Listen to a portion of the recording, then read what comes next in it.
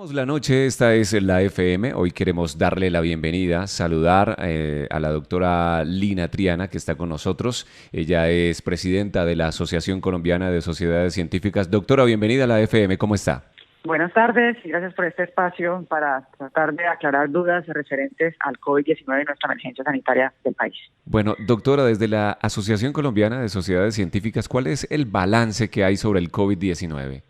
Bueno, tenemos varias cosas para recordar. Primero, eh, todavía no estamos llegando a la famosa curva o pico que habla la gente. Es importante que la gente entienda eso.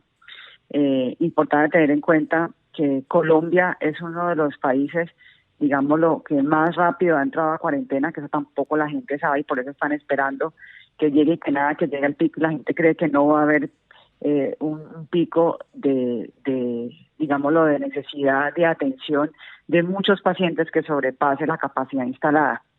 Nosotros pensamos que si seguimos la historia de los otros países que van más adelantados que nosotros en esta pandemia de COVID-19, lo tendremos, porque países como por ejemplo Estados Unidos o otros que tienen mucho más recursos tampoco dieron abasto en el momento de este aumento significativo exponencial de la curva. Nosotros en Colombia, repito, empezamos, el primer paciente fue marzo 6. Si vemos cómo transcurre históricamente esta enfermedad en los otros países, la curva se empieza a verticalizar, quiere decir a haber más casos exponenciales de enfermos por COVID-19 entre el día 30 y el día 60 del primer caso diagnosticado.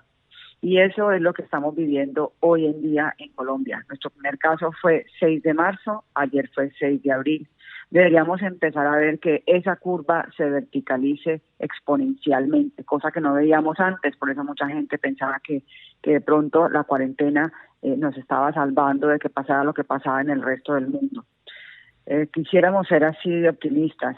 Sin embargo, la cuarentena, por supuesto, es una medida importante y aplaudimos al presidente por haberla hecho tempranamente. Repito, después de 19 días del primer caso de contagio. En otros países lo que se ha visto es que es después de 40 o 50 días. Esperamos que eso nos ayude. Sin embargo, la realidad es que no ha habido ningún país que haya podido soportar la demanda o ser suficiente en la atención de la demanda. Hoy en día en nuestro país contamos con un número limitado de unidades, de camas de unidades de cuidado intensivo que está trabajando el gobierno para expandirlas en este momento. Sin embargo, una sola cama, hacer una sola cama de unidad de cuidado intensivo cuesta alrededor de $30,000. Una sola y necesitamos miles, porque solo contamos con 5.300. Y queríamos consultarle, doctora, ¿se está trabajando en conseguir medicamentos, vacunas, algo para contrarrestar el virus COVID-19? En Colombia, ¿qué se ha hecho, doctora? Bueno, en Colombia lo que se han tomado son estudios de otros países de medicamentos que ya están siendo usados, que demuestran que el paciente puede mejorar. Sin embargo, no nos inmunizan contra la enfermedad. Para que salga un medicamento que cure la enfermedad como tal, para sacar un medicamento nuevo se demoran entre 5 y 10 años. ¿Sí? Y para sacar una vacuna, normalmente entre 1 y 2 años. Entonces no vemos un panorama claro de que eso sea algo que va a ser pronto. Por eso es tan importante que sigamos teniendo las medidas básicas de seguridad. Yo me protejo y protejo a los demás con el lavado de manos, que suena tonto, pero no es tonto, salva vidas. Con el uso del tapabocas, que ya con el presidente es algo requerido. Y por supuesto, si tengo síntomas, por favor, mantenerme en mi casa, en cuarentena, y también proteger a mi familia que vive conmigo. O sea que tengo que tener unas medidas especiales, dormir en un cuarto separado, de un baño separado, unos utensilios de cocina separados, mi ropa en agua caliente. Cuando tengo la enfermedad y estoy en mi casa, no quiero contaminar a mi familia y que esa familia salga y contamine al resto de la comunidad. Estas medidas básicas van a ayudar a disminuir el contagio, así como también otras estrategias que empezará a aplicar el gobierno, porque no es suficiente tratar a los enfermos.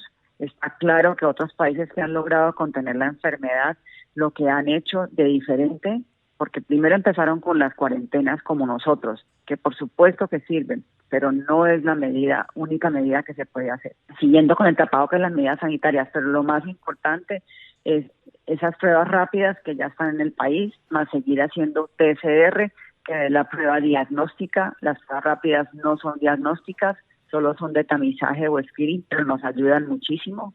Bienvenidas, que ya van a llegar a nuestro país. Y estas pruebas PCR ojalá pudiéramos tomar más. No es que el gobierno no quiera comprarlas, es que no se las venden, porque no hay a nivel internacional, todos los países están comprándolas. Con estas pruebas podemos diagnosticar más gente y empezar a hacer para atrás la investigación epidemiológica con quién estuvo esa persona en contacto directo, que es un potencial contagiado, y empezar a esos tenerlos en aislamiento obligatorio, para de esa manera poder empezar a contener esta enfermedad. China ha logrado contener de alguna manera la pandemia. ¿Qué nos hace falta hacer a nosotros en Colombia para lograr? ¿Qué podemos copiar de lo que viene sucediendo en China? Bueno, China empezó a hacer muchas más pruebas de las que estamos haciendo en Colombia a sus habitantes. Empezó a hacer la investigación epidemiológica, que es mirar para atrás los contactos que los pacientes positivos tuvieron en los últimos 14 días, y esas personas las empezaron no a dejar en su casa en aislamiento, sino en sitios especiales. Entonces al hospital mandaban a los enfermos graves, y en hospicios, hoteles o residencias estudiantiles mandaban a aquellos pacientes que no tenían la enfermedad, e inclusive a aquellos contactos de esos pacientes positivos. Entonces, esto fue la estrategia que ellos hicieron, aparte del uso del tapabocas, repito, y del lavado de manos, que son primordiales en esta enfermedad. ¿El recurso humano en Colombia es suficiente para seguir esta lucha? Por supuesto que sí, me encanta que me haga esa pregunta. Los gremios de la salud estuvieron reunidos con los ministros y con el presidente, explicándole que tenemos suficientes médicos en nuestro país, por supuesto. Lo que pasa es que esos médicos están deslaboralizados, no están con trabajo. No tenemos que importar médicos de afuera, y mucho menos hacer lo que el gobierno proponía, que era convalidaciones express, quiere decir que esos que vienen del extranjero, darles rápido la tarjeta profesional para que puedan ejercer en nuestro país. No, primero, antes de empezar a hacer esas medidas de convalidaciones express, empleemos a nuestros médicos que tenemos en nuestro país aquí. Eso es lo que tenemos que hacer. Desafortunadamente, el gobierno no nos escuchó. Se hizo un trato, se hizo un documento en el cual se le daban unas estrategias, entre ellas, repito, pues obviamente darle trabajo al médico que ya está allí y que no está laboralizando. Segundo, sacar médicos residentes e internos más rápido. Se hizo una primera promoción de médicos internos en el mes de abril para graduarlos más oportunamente. Y igual el gobierno contesta que no hay recursos para la contratación de estos médicos que están desempleados y de estos internos que se acaban de graduar por la medida de la emergencia sanitaria. Más sin embargo, ayer, oh sorpresa, hacen convalidaciones express de especialistas que vienen de afuera. La pregunta es, ¿por qué hacen esto? ¿Por qué no atendemos la emergencia sanitaria con el personal que ya tenemos en nuestro país? ¿Por qué nos arriesgamos a hacer convalidaciones express, como su palabra lo dice, express, y podemos terminar convalidando médicos que no tienen la experticia en el manejo de esta emergencia, que es lo que necesitamos ahora y ya? Doctora, la información es muy importante. La invitación desde allí, desde la Asociación Colombiana de Sociedades Científicas, para que las personas consulten páginas oficiales y no se crean todo lo que se publica en redes. Eso también es importante. Por supuesto que sí.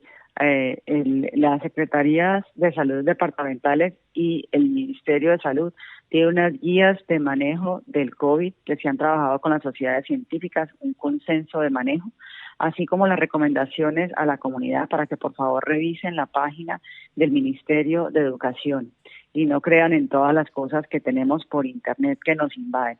Otra cosa importante aquí es que, como se ha hablado de que hay algunos medicamentos que pueden ayudar en la enfermedad, resulta que toda la gente sale corriendo a tomarse los medicamentos y a comprarlos. ¿Y qué pasa? Primero, esos medicamentos son necesarios para tratar otras enfermedades y nos estamos desabasteciendo. Y segundo, La gente no ha caído en cuenta que cualquier medicamento que uno se tome tiene efectos adversos. Y la cloroquina tiene efectos adversos a nivel cardíaco. Entonces empezaremos a tener pacientes que mueren por eso, por la parte cardíaca. También es importante tener en cuenta que muchas personas que necesitan un medicamento básico todos los días porque tienen una enfermedad crónica, que son la mayoría de los adultos mayores, no pueden salir de su casa por la cuarentena y están desabastecidos de esos medicamentos. Y entonces, ¿qué está pasando? Están llegando esos pobres ancianos de más de 90 años, 80 años a las unidades de cuidado intensivo descompensados por su enfermedad de base y ocupándonos camas para los posibles pacientes COVID que lleguen. Y no debería ser así. Ellos deberían garantizarle, darle su medicamento de su tratamiento de su enfermedad crónica y no quedar desamparados estos pobres ancianos. Aparte de esto, muy importante, decimos que cuando vaya a empezar esta multiplicación exponencial de los casos de pacientes enfermos que requieren hospitalización en unidad de cuidado intensivo, necesitamos también el personal médico que esté fuerte, porque tenemos el recurso humano para atender la emergencia, pero si no cuidamos a esos médicos van a caer enfermos. Y entonces ahí sí vamos a tener un déficit de infraestructura y un déficit de personal de talento humano en salud para atender esos pacientes. Así que hay que cuidar esos médicos, por eso hemos solicitado al gobierno todas las medidas para garantizar los elementos de bioseguridad. El gobierno ya hizo varias estrategias girando los dineros a los hospitales. Los hospitales están comprando los materiales, pero hace falta más. La pregunta es, necesitamos también control de precios de estos insumos porque hay usura en los insumos hoy en día. Como no se consiguen, lo que valía 10 lo cobran a 20 o a 30 o a 50. Entonces no nos van a alcanzar los recursos para poder comprar los insumos para garantizar esa bioseguridad de ese personal médico. Es la doctora Lina Triana, presidenta de la Asociación Colombiana de Sociedades Científicas. Doctora, muchísimas gracias por atendernos en la FM. Muchas gracias a ustedes y por estos espacios de educación aquí lista para atenderlos y continuar haciéndoles, digámosle, una actualización de todo lo que está pasando en nuestro país. Gracias.